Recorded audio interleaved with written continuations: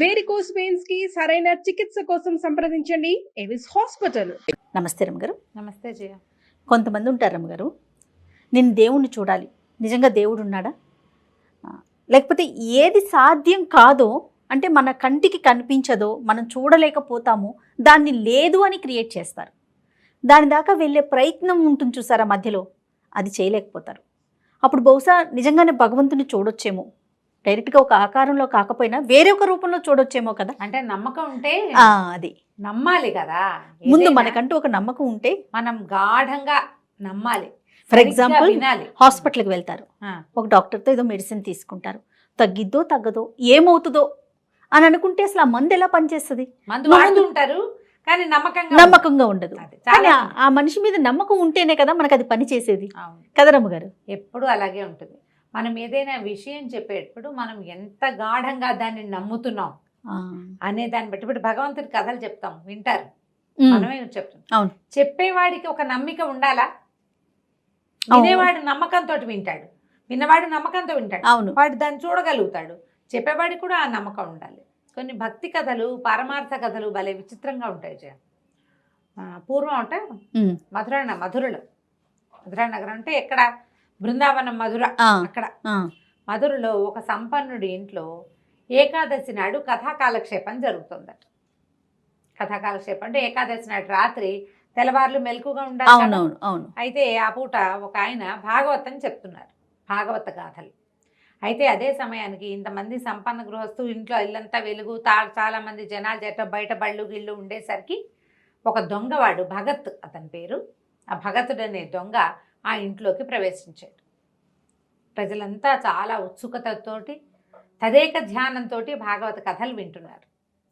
ఈ దొంగవాడు వస్తువులు ఏమేమి సంగ్రహం చేయటం కోసం చూస్తూ వాడు కూడా ఈ కథ విన్నాడు. ఆ కథలో ఆయన ఏం చెప్తున్నాడు, యశోదాదేవి పిల్లలిద్దరిని నిద్ర లేపింది. ఒకడు నల్లవాడు, ఒకడు ఎర్రవాడు. నిద్ర లేపింది. అక్కడి నుంచి బాలకులంతా వచ్చారు.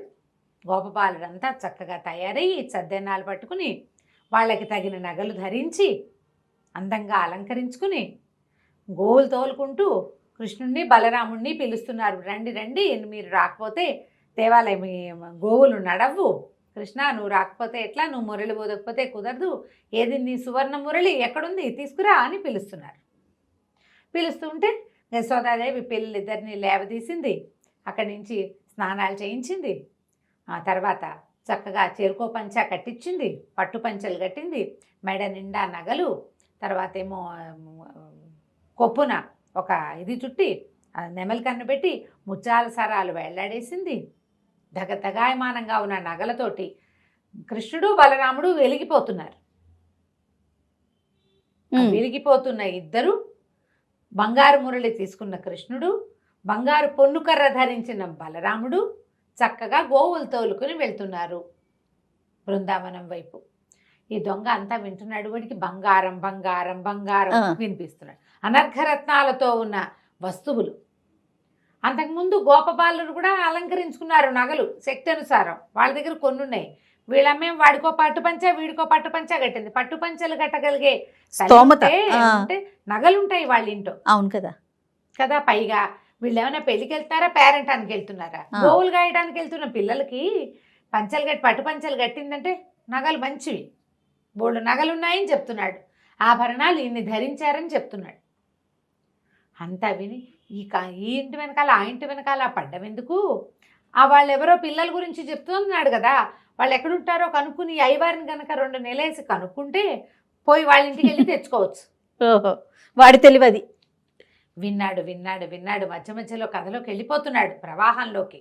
గోవులను ఎట్లా తోలుకెళ్తున్నారు, ఎట్లా ఆడుతున్నారు, ఎట్లా కాళీ మర్దనం చేశాడు, ఏమిటేమిటేమిటో అంతా ఊగాడు నిద్రపట్టి దీంట్లోంచి ఒక్క వస్తువు తీసుకోవాలి.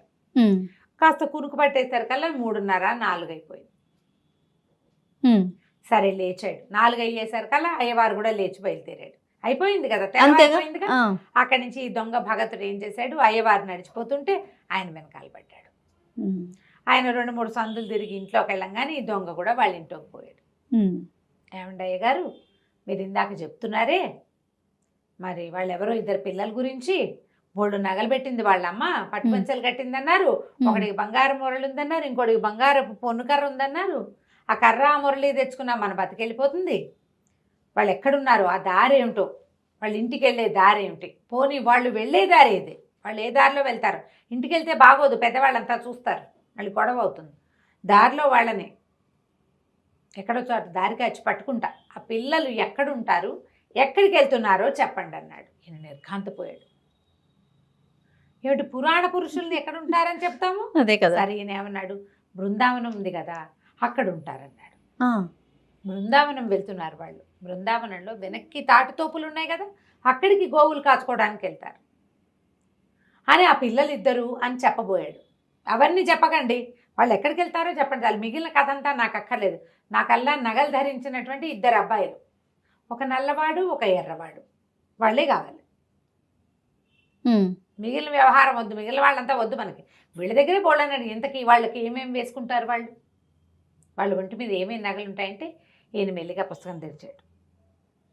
తెరిచి వీళ్ళకి చేతులకి ఇవి ఉంటాయి, కేయూరాలు ఏమంటారు దాన్ని, మన కంకణాలు, చేతులకి 2 చేతులకి కంకణాలు, అక్కడి నుంచి వేళ్ళకి ఉంగరాలు ఉండి, ఉంగరాల నుంచి కంకణాలకి గొలుసులు ఉంటాయి. చిన్నపిల్లలు కదా, ఉంగరాలు పడిపోతాయి, అందుకని దీని నుంచి దీనికి గొలుసులు, అక్కడి నుంచి దండ కడియాలు, పైకి కడియాలు ఉంటాయి. ఆ కడియం కాకుండా ఇట్లా కుచ్చు ముడేసేది వెనకాల కడతారు. అక్కడి నుంచి ఈ కొప్పు వేస్తారు కదా, కొప్పుకి ముత్యాలు వేళ్లాడుతూ ఉంటాయి. చెవులకి కుండలాలు ఉంటాయి, మకర కుండలాలు ఇద్దరికి.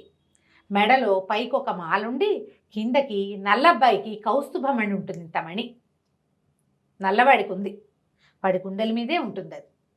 పొడుగాటి ముత్యాల హారాలు, ఈయన ఒంటి మీద ముత్యాలు కనపడతాయి నల్లబ్బాయి మీద. ఎర్రబ్బాయి మీద ముత్యాలు పెద్దగా కనిపించవు, ఆయన కొంచెం తెల్లగా ఉంటాడు, అందుకని ఆయన మెడలో రత్నాల హారాలు ఉంటాయి. కాళ్ళకి కడియాలు ఉన్నాయి, కింద పాంజేబులు పైన కడియాలు. నడువుకి దట్టి ఉంటుంది కదా, దట్టికి కూడా మొలనూలు కూడా బంగారపు మొలనూలే వాళ్ళవి అని చెప్పాడు. అవన్నీ చదివి చెప్పాడు. తలలో పెట్టుకునేవి కూడా ఇంకా ఏమిటో, ఆ తలకి ఇంకా ఏమిటో ఉన్నాయి, అన్నీ బాగానే ఉన్నాయి. మురళి బంగారు పొన్ను కర్ర.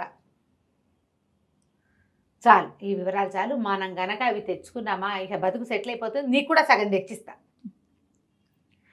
మనం సెటిల్ అయిపోతాం చక్కగా. సరే, ఇవన్నీ విని ఇంతకీ వీళ్ళు ఎటువైపు వెళ్ళారో చెప్పన్నాడు. బృందావనంలోంచి ఉత్తర దిక్కుగా వెళ్ళారని చెప్పాడు.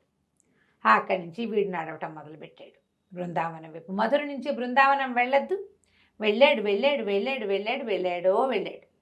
వెళ్ళిన తర్వాత సరే మొత్తానికి బృందావనం లోపలికి దారి తీస్తే ఓ పక్క నుంచి యమునా నది సన్నగా పారుతూ వెళ్తోంది. చీకటి పడిపోయింది, రోజంతా నడిచాడు. చీకటి పడ్డాక ఆ బృందావనంలో ఏవో చెట్లున్నాయి రకరకాలు. ఆ యమునా నది తీరాన ఓ చెట్టు ఎక్కి కూర్చున్నాడు. వాళ్ళు చీకటి పడ్డాక వస్తారనుకున్నాడు, లేదా తెల్లారేకి వస్తారు, మనం ఇప్పుడు పడుకుంటాం, రేపు పొద్దున్నే వస్తారు. గోవులు తోలుకునేది పొద్దుట, సాయంత్రాలు రారు కదా, పొద్దున్నే వస్తారు. సరే, చెట్టు ఎక్కితే కొంచెం మాగన్నుగా నిద్రపడుతుంటే ఎక్కడి నుంచో మురళీగానం వినపడుతోంది. వచ్చేసారు అనుకున్నాడు. అది రాత్రి స్పృహ లేదు, ఆ స్వరూపాల్లోకి వెళ్ళిపోయాడనమాట. ఇన్ని నగలు పెట్టుకున్న బాలకుమారులు ఇద్దరు, వాళ్ళ రూపవర్ణనలోకే వాడి బుద్ధి. వీళ్ళు చూస్తూ ఉంటే దూరం నుంచి ఆవులు, ఎవరెవరెవరెవరో ఇంత పిల్లలు, వాళ్ళ మధ్యలో పెద్ద మణిహారంలో కౌస్తుభమణుల్లాగా వెలుగుతున్నారు ఇద్దరు. నల్లటి వాడు ఒక 9 ఏళ్ల వాడు ఒకడు, ఓ 10 ఏళ్ళు ఉంటాయి ఇంకొకడు, తెల్లగా ఎర్రగా మెరుస్తూ. చేతిలో ఓ కర్ర ఉంది వాడి చేతిలో, ఈ చిన్నవాడి చేతిలో ఓ మురళి ఉంది, ఆ మురళి ఊతున్నాడు. వాళ్ళు తన కింద నుంచే వెళ్తున్నారు. వీడు అట్లా మైమరిచి చూస్తూ ఉన్నాడు. చూస్తుంటే ఆభరణాలు కనపడుతున్నాయి, ముత్యాల హారాలు, వజ్రాలు, ఏమిటో బంగారం, చెవులకేవో కుండలాలు, ఉంగరాలు, కంకణాలు, కడియాలు. నడుస్తుంటే గల్లు గల్లు గల్లుమని పాదాల చప్పుడు వినపడుతోంది. మురళి, దానికి వాయిద్య ఘోష పక్కనున్న తాళంలాగా అవి, ఆవుల గిట్టలు, గోధూళి, ఏమిటో కిలకిలమని నవ్వులు. ఇక అసలు ఒక మైమరిచిపోయాడనమాట. వచ్చేస్తున్నాయి దగ్గరికి. బాగా దగ్గరకు వచ్చాక చెట్టు మించి దూకాడు. దూకి ఆపాడు. ఏ అబ్బాయిలు మీ ఒంటి మీద ఉన్న నగలు ఇవ్వండి. మేము ఎందుకు ఇవ్వాలి, మేము ఇవ్వమన్నాడు నల్లవాడు. ఇవ్వమన్నాడు. మా నగలు నీకెందుకు అన్నాడు. కాదు నాకు కావాలి, నగలు కావాల్సిందే, ఇవ్వం, ఏం చేస్తావన్నాడు. కర్రను చూసావా, ఒక్క పెట్టు పెడతానన్నాడు. ఏది కొట్టు చూద్దామన్నాడు అబ్బాయి. ఈ దొంగ చెయ్యెత్తి ఇట్లా పట్టుకున్నాడు పిల్లాడు. పట్టుకునేసరికల్లా ఒక వెర్రెత్తినట్టు ఒక ఉద్వేగం వచ్చింది వాడికి. స్పర్శ తగిలేసరికి ఆ కృష్ణ స్పర్శ తగలంగానే వాడికి ఒళ్ళు జిగేల్మంది అనమాట. లోపల ఏదో వాడికి అప్పటిదాకా ఏముంది, ఈ వర్ణనలో ఒక మైమరుపు, చూసేసరికల్లా ఇంకో దాంట్లోకి వెళ్ళిపోయాడు. ముట్టుకునేసరికల్లా పూర్తిగా లోపల ఒక విద్యుత్ తరంగంలాగా ఉందన్నమాట. అది ఏమిటో తెలియటల్లా. అక్కడి నుంచి తీసుకో నగలన్నారు. ఇవన్నీ ఎట్లా పట్టుకెళ్ళను నేను అంటే, ఇదిగో పైబట్టని ఏం చేశాడు, దుప్పటి ఉంది వాళ్ళ భుజాల మీద, ఎక్కడైనా పరుచుకుని కూర్చోవడం కోసం కమ్మళ్ళు వేసుకొస్తారు, ఒక దుప్పటి లాంటిది, ఓ దుప్పటి పరిచారు. మొత్తం ఇద్దరు నగలన్నీ తీసి అందులో పోసారు. పొన్ను కర్ర, ఇంత పెద్ద కర్ర కాదు అది, కొంచెం అంతుంది, చేపాటి కర్ర, అదిలించటానికి బంగార పొన్నుంది దానికి. అవన్నీ అందులో వేసి మూట కట్టి ఎత్తి భుజం మీద పెట్టారు. తీసిపో. వాడు ఆ నగల మూట పుచ్చుకుని వాళ్ళిద్దరికి వేసి అలా తెల్లమొహం వేసి చూస్తూ నడుచుకుంటూ వచ్చేసాడు. నగలు వాడికి కావాల్సింది. నడిచి నడిచి నడిచి నడిచి భాగవతుడి ఇంటికి వెళ్ళాడు. మర్నాడు ఇది ఇవాళ రాత్రి మాట్లాడాడు. తెల్లవార్లు నడిచి ఆ రాత్రికి వెళ్ళని చూశాడు. మళ్ళీ తెల్లవార్లు నడిచి కాస్త అటు ఇటుగా చీకటి పడుతుండగా అక్కడికి వెళ్ళాడు. వెళ్ళి ఆ నగలు చూపించాడు ఆయనకి. నిర్ఘాంతపోయాడు ఆయన. ఏమిటి, నల్లవాడిని తెల్లవాడిని నువ్వు చూసావా అంటే, చూశాను, ఇంతంత పిల్లలు, భలే అందగాళ్ళు, వాడి కన్నే కన్ను, వాడి నవ్వే నవ్వు, వాడి రూపే రూపు, ఇంతే ఉన్నారు, నువ్వు చెప్పినట్టే అవే నగలు. ఇదిగో పోనీ వీడు చూడలేదంటానికి నగలు కనపడుతున్నాయి సాక్ష్యం. బంగారపు మురళి, మిగిలిన వస్తువులు ఎవరి దగ్గర ఉంటాయి, ఒక మణి, అవి ఎంత ఖరీదు ఉంటాయని మొదట అడిగితే ఆయన కోట్లు చేస్తాయన్నాడు. అవన్నీ దగదగలాడుతూ కనపడుతున్నాయి. ఏది ముట్టుకున్నా ఒళ్ళు జల్లు జల్లు మనిపోతుంది. కాంతిపోయాడు. ఇవే మనకు కావాల్సింది, దీన్నేం చేసుకుంటా, ఇవెందుకు బాబు, నీకు ఇవి ఇచ్చిన వాళ్ళు ఎవరినో నాకు చూపిస్తావా అన్నాడు. నువ్వే కదుటయ్యా చెప్పావు అన్నాడు. నేను చెప్పా కానీ నేను ఎప్పుడు చూడలే, పుస్తకంలోనే చూసా, నిజంగా నేను చూడలేదు, నన్ను కూడా తీసుకెళ్ళాను. సరే పదన్నా. నగలన్నీ మళ్ళీ మూట భుజాన్ని వేసుకుని భాగవతుడు దొంగ ఇద్దరు కలిసి బయలుదేరారు బృందావనానికి. చెట్టెక్కి కూర్చున్నారు. ఇదిగో వస్తారు, అదిగో వస్తారు, అదిగో వస్తారు అన్నాడు. గంటలు గడిచాయి. అదిగో వచ్చేసారు అన్నాడు. వచ్చారు, వీరు కనపడ్డే, భాగవతుడికి ఏమీ కనిపించట్లా, దొంగకే కనిపిస్తున్నారు. అక్కడి నుంచి బాబు మళ్ళీ ఎందుకు వచ్చావో అని అడిగాడు నల్లవాడు. అడిగితే, నేను భాగవతుడిని తీసుకొచ్చాను, ఆయనకి చూపించడానికి వచ్చాను, నీ నగలు నువ్వే తీసుకో, నాకొద్దు, నగలు తీసుకో, నాకు అక్కర్లేదు, చూస్తే చాలన్నాడు ఆయన. నేను నిన్ను చూసా కదా, నేను నిన్ను చూశానడానికి సాక్ష్యంగా నగలు కూడా చూపించా కదా, నాకు అదే చాలు, మీ నగలు మీరు తీసుకోండి అని ఒక్కో వస్తువు ఎత్తి మెళ్ళో పెట్టాడు పిల్లలిద్దరికి. ఆ మురళి అబ్బాయి చేతికిచ్చి, ఆ కర్ర పెద్ద అబ్బాయి చేతికిచ్చాడు. ఈ లోపల గోల్మని ఏడ్చాడు భాగవతోత్తముడు. నాకేమీ కనిపించట్లేదు, నేను ఎవరిని చూడలేకపోతున్నా, నువ్వెవరితో మాట్లాడుతున్నావో నాకు తెలియటం లేదు అని. పాపం ఈ దొంగ అడిగాడు, నువ్వు కనిపించట్లేదుట అంటే, సరే నా చేయి పట్టుకుని నువ్వు భాగవతుడు చేయి పట్టుకో అని చెప్పాడు కృష్ణుడు. పిల్లవాడి చేయి పుచ్చుకున్నాడు దొంగ. వాడిలోంచి ఒక అనంత విద్యుత్ ప్రవాహం ఆ భాగవతుడి చేతిలోకి వెళ్ళింది.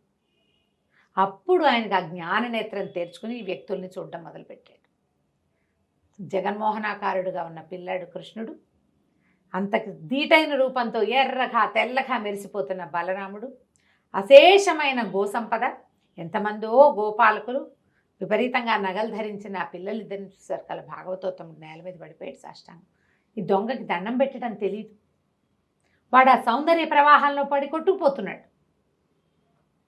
వాడు భాగవతుడు చెప్తూ ఉంటే అది విని విని విని బుర్రకెక్కించుకున్నాడు. నిజంగా ఇట్లాంటి ఆకర్ణాంత దీర్ఘనేత్రాలున్న ఒక పిల్లవాడు, నల్లటివాడు, ఇన్ని నగలు ధరించిన వాడు, అన్నయ్య సహాయంగా ఉన్నవాడిని నమ్మాడు, నమ్మి చూడగలిగాడు. ఇలా ఉంటాడని చెప్పిన వాడు కథ చెప్తున్నాడు కానీ విషయం లేదు బుర్రలో. ఎప్పుడైతే నగగట్టు చూశాడో అప్పుడు అతనికి తెలిసింది తను నోటితో చెప్తున్నది నిజంగా ఉన్నది అని. అది సీపవ్వలేదు లోపలికి, ఇంకాలు కదా. ఇవి పురాణ పురుషులు, వీళ్ళు కిందటి యుగంలో ఉన్నారు, ఇప్పుడు లేరు. లేరు. ఇప్పుడు ఉండరు. ఇప్పుడు కూడా ఉన్నాడని నువ్వు నమ్మితే కదా నీకు కనపడేది. నమ్మిక లేనిదే ఎట్లా కనపడుతుంది ఏదైనా? ఇక ఆ భాగవతుడు సాష్టాంగ పడిపోయాడు. దొంగ కూడా ఓ దండం పెట్టాడు. ఎప్పుడైతే కృష్ణ పాదాలు ముట్టుకున్నాడో వెంటనే వీళ్ళు మాయమైపోయారు. ఏమీ కనపడలే అక్కడ. ఇద్దరూ నడిచొచ్చారు. అప్పటి నుంచి భాగవతోత్తముడు పరమభక్తుడయ్యాడు, దొంగ పరమభక్తుడైపోయాడు. వాళ్ళిద్దరూ కలిసి ఆ బృందావనంలోనే ఎంతకాలమో భగవంతుని గాథలు కీర్తనలు ప్రజలకి తెలియజేస్తూ ఉన్నారు. నమ్మిక ఉంటేనే మనం భగవంతుణ్ణి చూడగలం. నోటితో గంటల తరబడి చెప్పినా సరే ప్రయోజనం లేదు. ఏ పనైనా అంతే కదా రమ్మగారు, నమ్మకంతో ఉంటేనే చేయగలుగుతాం, సాధించగలుగుతాం. అంతే. బా ఎంత అద్భుతంగా ఉందో రమ్మగారు. అలా ఇన్వాల్వ్ అయిపోయాం మొత్తం. చూడండి, పిన్ డ్రాప్ సైలెంట్ అయిపోయింది. బా చాలా మంచి కదండి. నమస్తే రమ్మగారు.